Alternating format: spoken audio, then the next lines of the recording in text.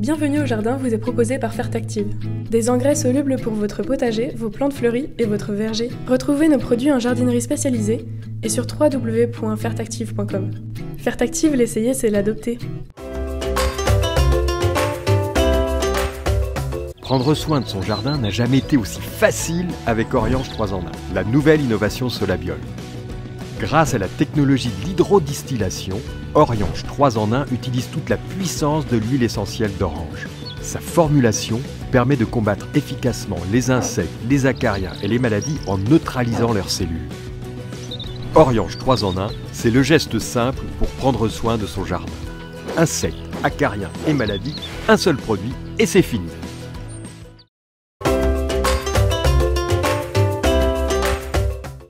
Plantez, plantez encore. Gardez le rythme.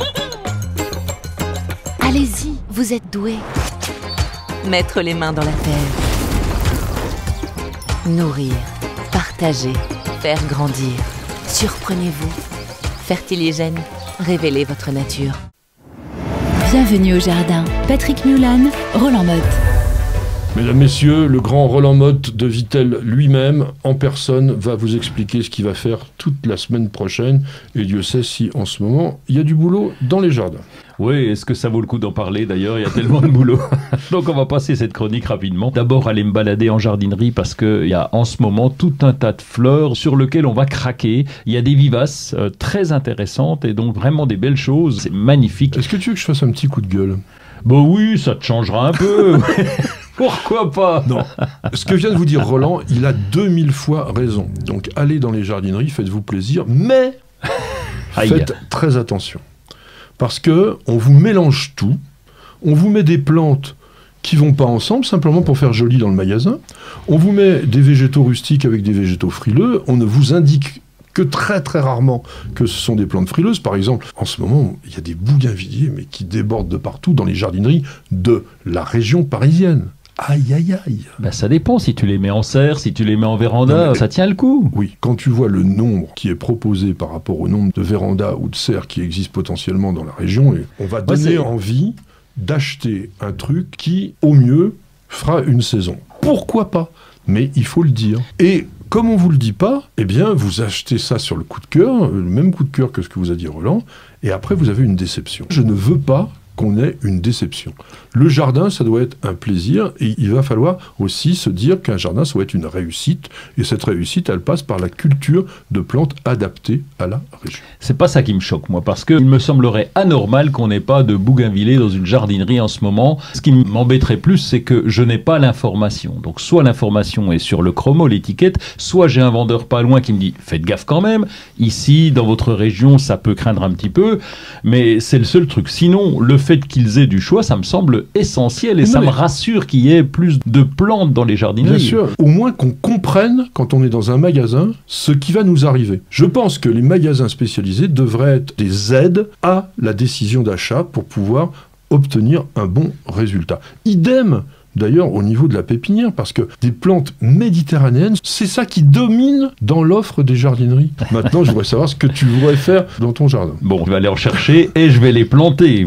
Même si la fleur va peut-être geler un petit peu, parce que nous ne sommes qu'au mois d'avril, jusqu'au 15 mai, on peut encore avoir... Ouais, une fois tous les 15 ans. Ça arrive encore quand même. Hein. Bon, semis de fleurs, comestibles, bien sûr. Ça m'aurait étonné. Mais oui, mais les capucines, c'est magnifique. La fleur se mange. La fleur est belle. Les légumes et la viande avec le puceron.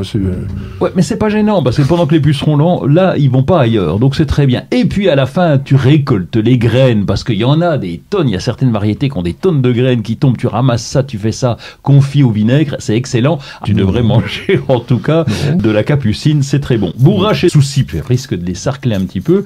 Tu m'as donné des graines d'œillet d'Inde, donc ça c'est fait, j'attends que ça lève. Bon là, je les ai mis assez tard. pour les limaces, hein, tu m'as dit.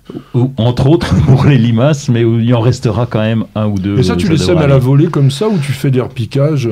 Je sème à la volée, bon, ça va tout seul, de toute façon on en trouve assez régulièrement, donc à la volée. Même l'œillet d'Inde? Oui. je sarcle un petit coup dessus, et puis ça va, je bouge des trous comme ça. C'est un peu tard hein, quand même l'œillet d'Inde. Il aurait fallu le faire au mois de mars, ça aurait été mieux. Ah oui, mais tu sais, chez nous, quand le sol est réchauffé, alors Pôle le Nord. Grand Est simplement, ou les régions montagneuses, eh bien c'est vrai qu'on est prudent et nous attendons un petit peu. Un petit coup d'œil à la ruche quand même. Mais le coup d'œil, il sert à quoi? Il sert à voir si tout va bien, si les abeilles sont bien en train de rentrer, de sortir, s'il n'y a pas de problème particulier. Bon, on va voir déjà si tout fonctionne bien. Mais si Là, ça fonctionne pas bien, qu'est-ce qu'on fait? ça dépend de ce que c'est. C'est un peu le même principe que les plantes. Quel pourrait être le problème? Est-ce qu'il y a bon nombre d'abeilles? Est-ce que j'ai pas un souci? Oui, après on s'inquiète et puis lorsque j'ai ça, eh bien je vais voir un spécialiste, mon voisin, qui me dit fais gaffe, t'as oublié ci, t'as oublié ça. Faut arroser un petit Ouais, peu, notamment ouais. quand on est en serre. Indispensable en serre, souvent on se fait avoir, mais on y plante les tomates, les aubergines, les poivrons, tout ce qui craint un petit peu. Et surveillance, parce que dans la serre, il fait très chaud la journée. Alors ça a beau, j'ai des ouvrants, hein, on ouvre les portes, mais quand même,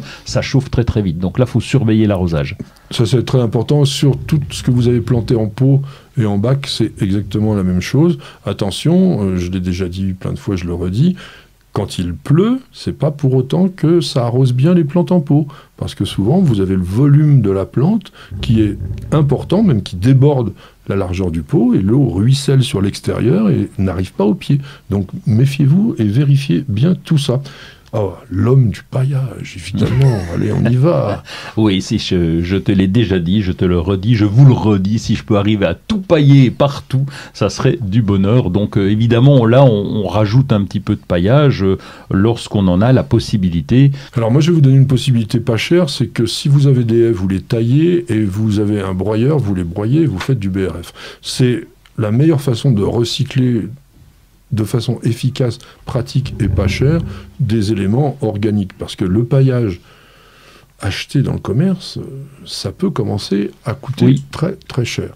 Parce que vraiment, ils ne le donnent pas. Hein. Si on a une scierie aussi dans le coin, on peut récupérer aussi gracieusement des copeaux de bois, et ça marche très bien. Idiots, bientôt ils vont te les vendre. Hein. Ben oui, mais pour l'instant, il y a encore des failles. Les pucerons qui arrivent en masse, là, qu'est-ce que tu leur fais? Salut les pucerons, parce que tout dépend des plantes atteintes. Lorsqu'il s'agit des légumes et des jeunes plants de légumes, là évidemment je vais enlever simplement à la main, un petit coup de savon noir éventuellement, mais je le fais moins. Mais surtout sur les arbustes, je laisse parce que ça s'équilibre bien. On a quand même pas mal de coccinelles. Sur les cerisiers, moi je vous dis quand même, coupez toutes les pousses qui sont vraiment tordues, qui souvent sont un chapelet uniforme tout noir de pucerons. Donc ça, quick, le sécateur, et après, dans le barbecue pour cramer tout ce petit monde-là. Tout dépend de la hauteur du cerisier quand même. Hein, ouais. Oui, t'as raison, mais je le vois même en bas, sur certains cerisiers, il y a déjà ça. Bon, bah, on fait ce qu'on peut déjà. Sur le rosier, vous faites pareil. Sur les groseilliers, vous faites pareil. Il n'y a aucune raison. Ah oui, tu voulais nous bouturer les figuiers. Alors explique-nous comment tu fais là. Bouture de figuier, couper un petit bout de 20 cm, un peu comme la bouture à bois sec, mais là, sauf qu'on est en pleine végétation, donc je vais le faire rapidement. Il y a 2 feuilles aux extrémités, donc trouver une pousse qui va bien convenir, et puis recouper peut-être. Réduire les feuilles, faire Voilà. l'habillage, comme on appelle. Je vais les laisser engoder pour les maîtriser plus facilement. Bon, il va vous faire des vidéos, comme ça vous regarderez en même temps. Bon, il y a énormément de semis, notamment toutes les fleurs annuelles, il n'en parle jamais parce qu'il n'en fait pas, à part celles qui se mangent. Non, mais par exemple, bon, les belles de jour, les bleuets, les immortels, les centaurées, les cosmos, les clarkia, les lavataires, le lin, les nigelles, enfin, il y en a énormément que vous pouvez semer, comme il disait, comme ça, dans les massifs, et il n'y a pas besoin de faire un énorme travail derrière ça. Beaucoup d'autres choses, on y reviendra. Ne vous excitez pas non plus, en une semaine, il y a le temps de faire quelque chose, et si vous avez oublié, ben vous le ferez la semaine prochaine. J'espère vous retrouver en grand nombre la semaine prochaine. Avec Roland, on vous dit très bonne semaine de jardinage, et bienvenue au jardin.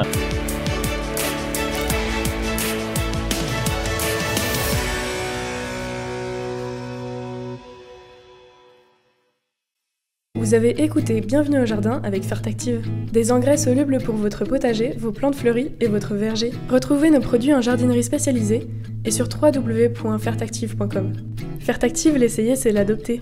Vous appréciez nos vidéos, vous regardez régulièrement nos émissions Découverte Jardin et Jardiner, ça fait du bien. Alors n'hésitez surtout pas à vous abonner. Il suffit de cliquer sur la cloche et vous serez tenu au courant de toutes nos mises en ligne, et ceci totalement gratuitement. Et sachez également qu'il existe un site internet sur lequel il y a énormément d'informations, de réponses à vos questions, de dictons et de citations. Alors www.newsjardin.tv, c'est la bonne adresse.